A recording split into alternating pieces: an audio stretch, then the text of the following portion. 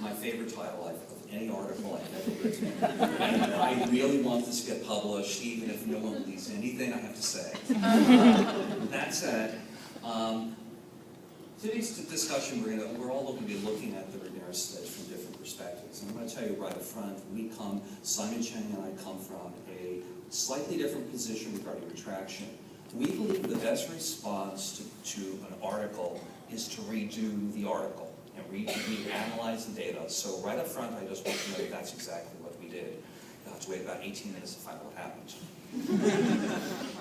So, turns out that if you think about the Regnerus study, he's really privileging the concept of gold standard. The concept of gold standard in two ways. The first way is, as Andy points out, the IBF, the intact biological family is the gold standard. And in his article, he talks about how adults who live in sex and single-parent families exhibit a variety of differences, on average, from the gold standard of a married mom and dad, who are still together, and this is interesting, who are still together when responding as an adult. So it's not just you live with your parents, but you live with your parents and they're still together. So this is the gold standard that he's making a comparison about, and many people in family sociology discuss this notion of this gold standard. I just want to mention it is because this concept of gold standard is something he seems to be privileging, as do some of his other supporters. The other issue regarding gold standards is research as gold standard, and in particular the new family structure, which would be for family structure survey as a gold standard. And one of the things, if you look up the survey, if you look up NFSS, and you write down NFSS and gold standard, you find many quotes. I just want to point out a couple. Here's one. This is from someone from the Family Research Council, and he points out that he has comparisons. He has a representative population-based sample that is large enough to draw scientifically and statistically valid conclusions. For this reason, this should be considered the gold standard in this field.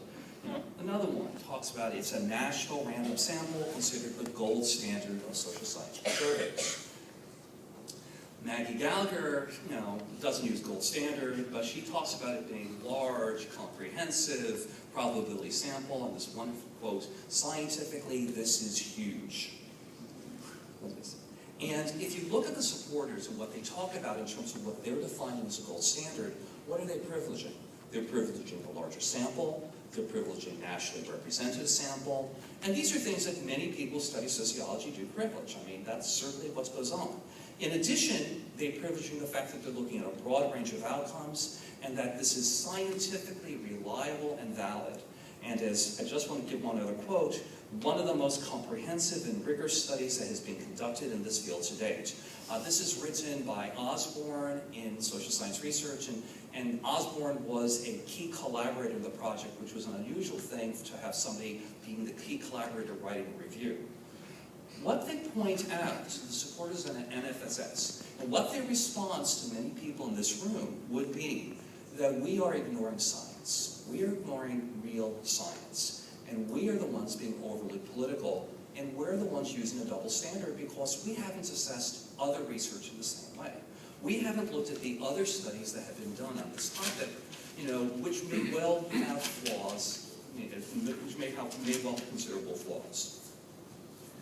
And what they would note is that we are criticizing something that is much more scientifically rigorous than what else has been written before. Now, I disagree with that assessment, but one of the points that they make, is that, we really should be looking at the data, and we should be really recognizing what great data this is. And Regnerus, to his credit, basically says in his article, the data are available, the data are there for people to look at, and he calls for people to analyze the data. So Simon and I have responded to that call. So, let me tell you what we're not going to do. First thing is we're not going to critique the editorial process. Many people are critiquing it, and we're just going to put that aside. We're also not going to critique knowledge networks, which is the data collection service that use this. And one of them is a pretty selfish interest, and that is it should be selfish for sociology, because many people who do sociological research have been relying on knowledge networks, and there's some very important initiatives that have been done. For example, the time-sharing experiments in social science. There's been some fascinating work about couples by Michael Rosenfeld, for example, that uses data set. It's not that it's a bad data collection service. There are restrictions to the idea of online surveys, but we are not criticizing that. And also, we are not going to, although obviously we will all speculate, discuss about the underlying motives of the various parties in there. Because let's face it, there are motives on both sides. So, what do we think? I should be looking at my notes as I'm doing this. So there are two considerations that Simon and I took into account when reanalyzing the NFSS. The first one is a very simple issue, and that is we wanted to make sure that we were applying the standard practices of research. This goes back to graduate school research methods, 101, 501, whatever. The class where we learn about the dull, tedious aspects of doing research. Those dull, tedious aspects involve, and by the way, I don't think it's dull, I think it's really exciting, but we'll call it tedious and dull. Checking for robustness, doing sensitivity analysis, figuring out what do you do about missing data. Do you check what kind of appropriate controls do you use? Double checking coding, cleaning your data. More broadly, checking for the implications of the methodological choices that the researchers made. In other words, one of my brothers is sort of surprised because Simon and I have been working on this for a while, probably way too long. And his response is, well, you just analyze the data on the computer, you write it up, you set it out. Why can't you be writing 30, 40, 50 articles a year then? And the answer is, at least the rationalization I gave him is because you want to be very careful. And you want to analyze the data in many ways. And you have to really think through what are the implications of your choices. Now, from my perspective, that means those articles that have a gazillion footnotes is precisely what we should be doing. We should be checking all the implications of our choices. And if we have robust patterns, no matter what we choose, that convinces me. If we don't have those patterns, then we have to be really persuaded that those particular choices make the most sense. And we're going to return to that issue in a few minutes. The other issue is a very simple one, back to research methods. Are we measuring what we claim we are measuring? The question of validity and relatedly reliability.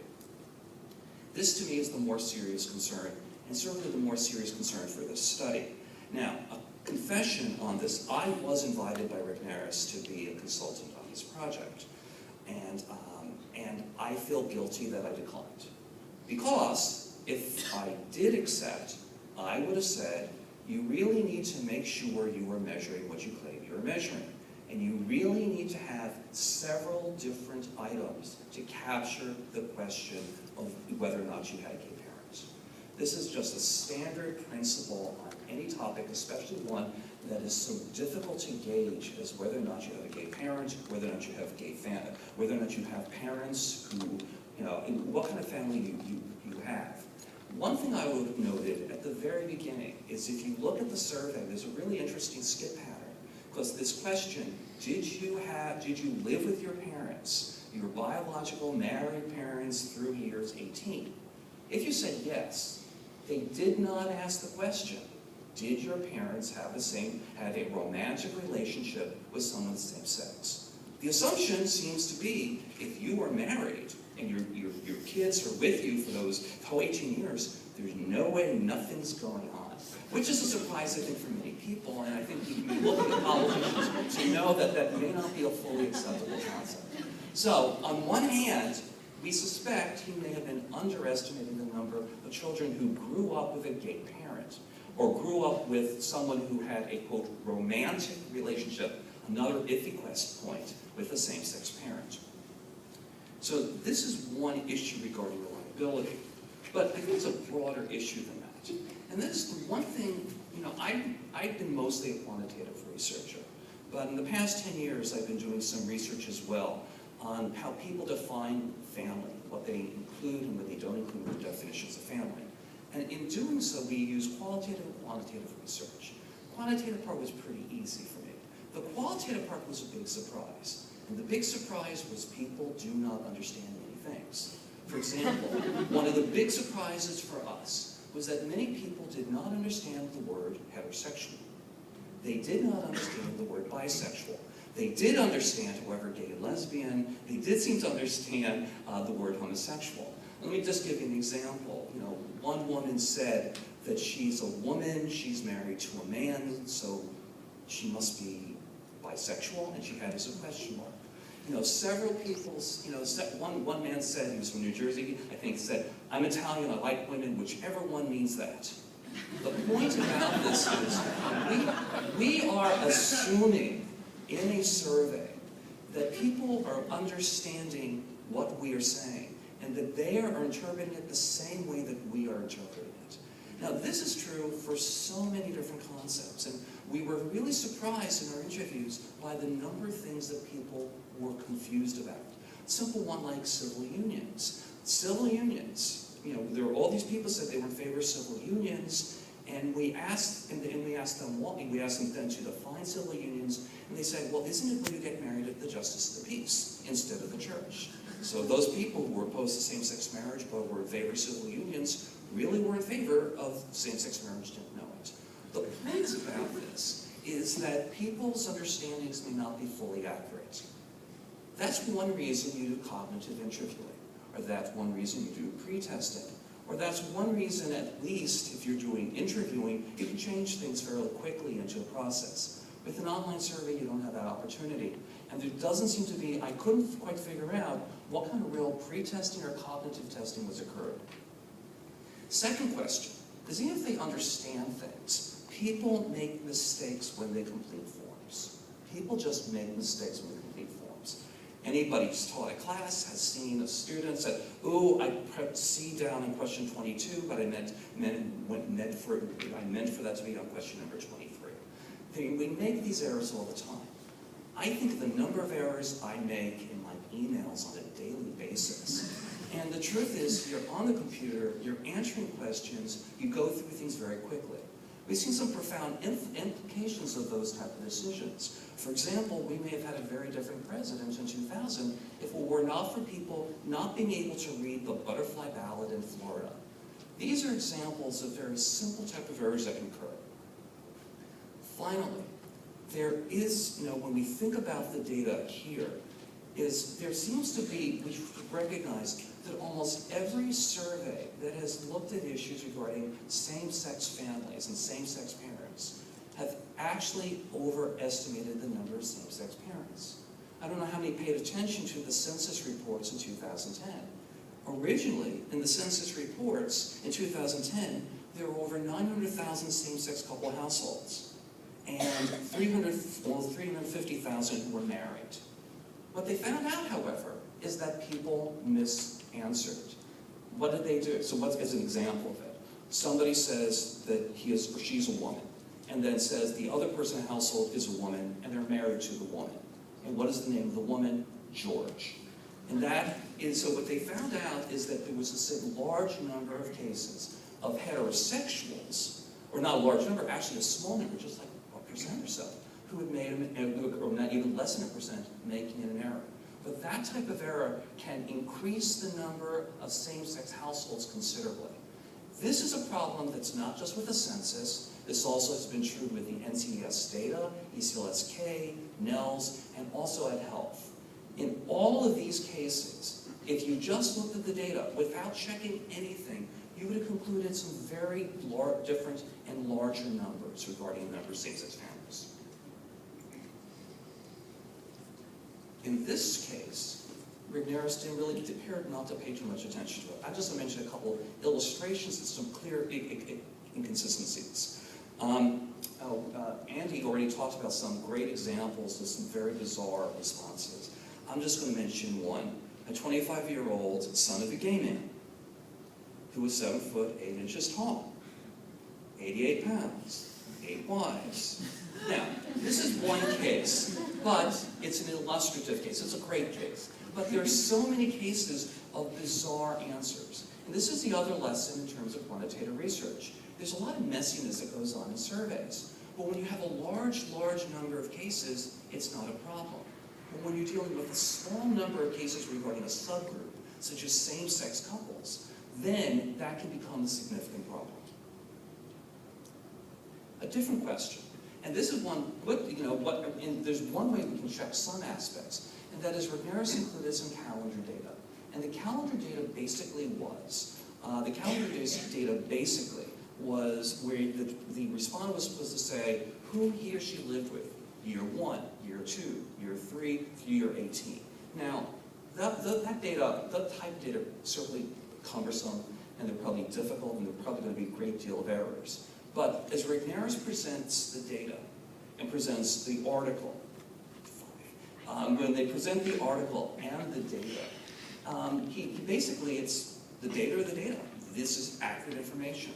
So we will accept that, and this is accurate information. Well, we find some considerable problems here. Let me give you one example. The number of people, as Andy pointed out that there were a large number of people who didn't live with 2 same-sex parents. Well, it's more than that. There are people who don't even live with their, quote, lesbian mother for even more than a year. People who said that they always lived alone, according to the calendar data, but also lived with their mother, their father, and 2 grandparents. A person who lived with their mother's, quote, girlfriend when the mother was absent.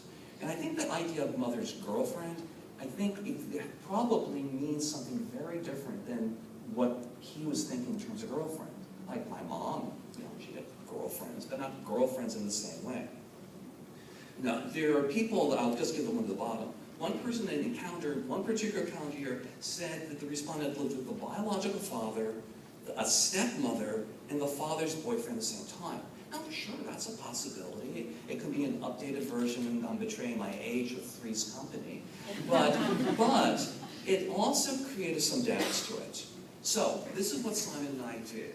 We went through every single case, and we basically tried to make an assessment based on the data that were there, in terms of inconsistencies, unreliability, checking consistency with calendar data, whether or not, how many of these cases we can be confident, or how many cases do we have uncertainty about.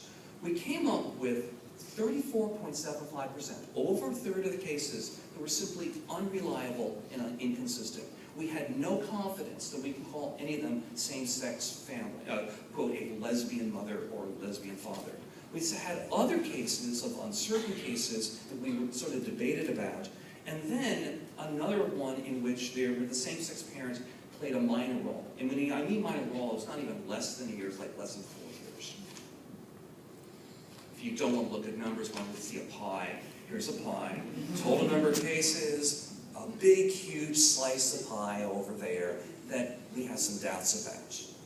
So, what are the implications of this? And now I have about 3 minutes. Okay, John. 3, I hope? 2, but big 3. 3, well, it's close enough. I said you have to wait 18 minutes to see the real results. Here they are. Number 1, what we did is we replicated the data. And it is true Regnerus doesn't include the standard errors. He doesn't include many other things on it. But it turns out that we were mostly able to replicate his data and mostly able to get the same number of quote, significant effects using his data with doing no adjustments. And this is, so we see 23 cases in which, quote, there's a significant effect of having, quote, a lesbian mother or gay father. And it's 23 out of 40 dependent variables. Next thing we did is we corrected for lots of different types of methodological issues. This is, and I'm not going to go through all of this part right over here, but basically, there's just very simple errors that just didn't make sense. For example, if you have a dependent variable, did you vote in the last presidential election? You do not include people who are not of age to vote in that period of time. You did. And there are lots of different cases like that. In this case, interestingly, despite the fact that there are these errors along the way, this actually increased, correcting for his errors. And the errors we assume are the result of doing the analysis very, very quickly. very quickly. It actually increased the significance in terms of their 24 cases of significance for lesbian mothers and 16 for gay men. Next, combining the quote, IDS with the married heterosexual parents in which there was a divorce after the child was an adult, that reduces the effect.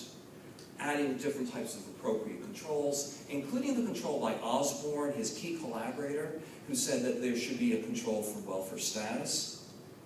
And then finally, adding imputed values, which would be consistent with this theme to increase the sample size or not decrease it. And finally, dealing with these coding errors that we just talked about, the inconsistent effects.